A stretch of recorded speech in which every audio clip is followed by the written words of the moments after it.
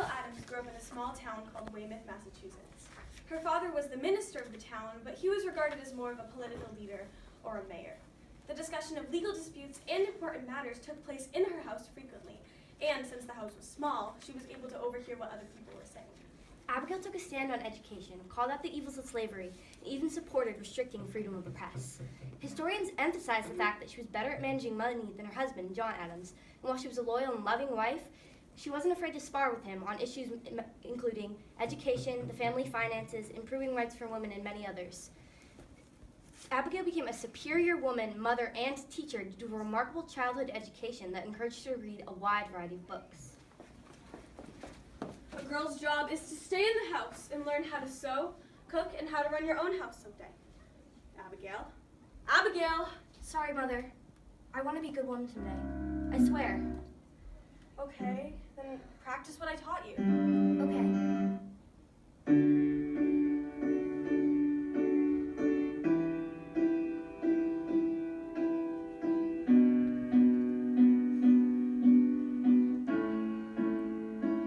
Just a stitch to the left, then a stitch to the right, and then you crawl when you realize you'll be doing this all night. Now that I've learned this, he'll see I've tried to keep my husband happy at my side. So concentrate and think to yourself, just a stitch to the left. A few years later, Abigail is a teenager.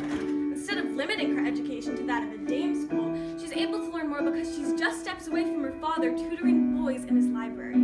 There she learned about the classics, world history, philosophy, the Bible, and even read The Spectator, which was some of the greatest writing ever produced in the English language. And one of the main reasons why she was so erudite was that no subject or book was ever forbidden to her. Flip the page to the left, read the words to the right, and after all your hard work, read by candlelight.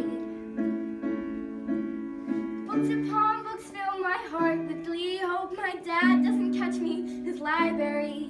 This one's all done in with the skills I'm learning. Oh, I better stop.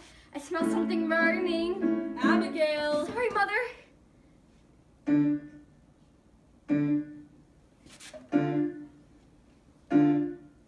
I'm off to a start, a new kind of art, just a page to the left. Now we see Abigail as a mother. Now listen, Nabby. Listen, John Quincy.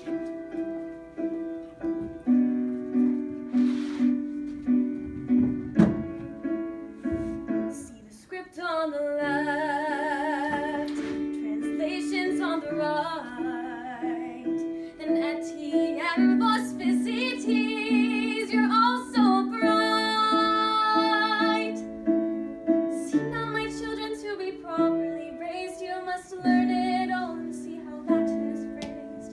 Focus, children, and read the Latin on the left. Children, learning is not attained by chance. It must be sought for with ardor and attended to with diligence.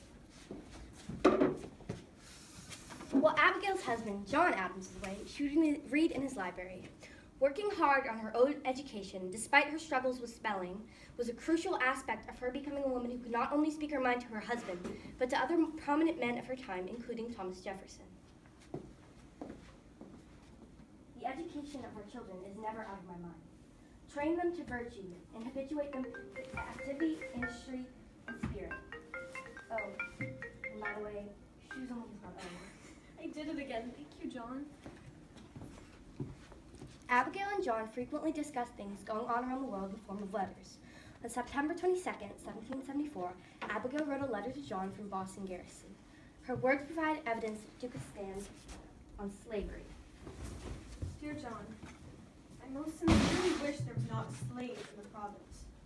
It always appeared a most iniquitous thing to me to fight ourselves for what we are daily robbing and plundering from those who have as good a right to freedom as we have. You know my mind on the subject. Phoebe was a slave that belonged to Abigail's father.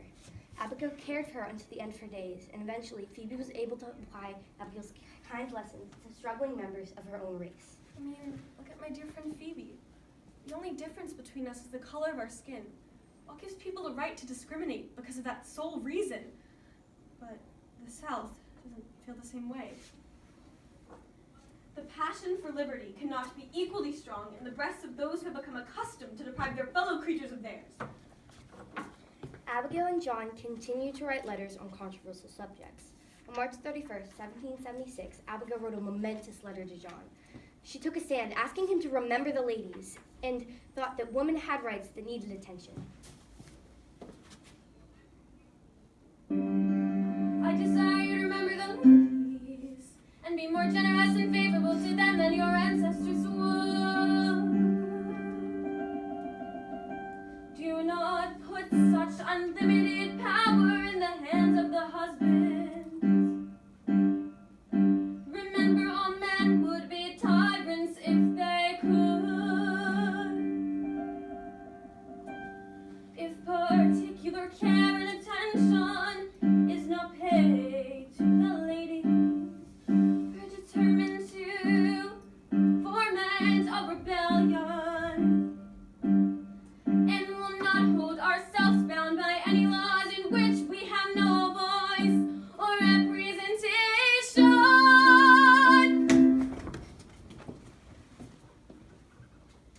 Even today, some of the things that Abigail took a stand on may not have been popular opinions. To paraphrase Lord Cardinal, an expert on Abigail, in 1798, during Adams' term in the presidency, Abigail was concerned about a French invasion and upset by criticism of her husband and herself in the Republican press. She wrote that the liberty of the press is become licentious beyond any former period. Congress passed the Repressive Alien and Sedition Acts. The Sedition Act allowed those who criticized the policies of John Adams to be tried for sedition and possibly treason. Disturbingly, Abigail approved. While it is true that Abigail stood strongly for women's rights, it is important to note that she is not a modern feminist. On some issues, she could be very conservative.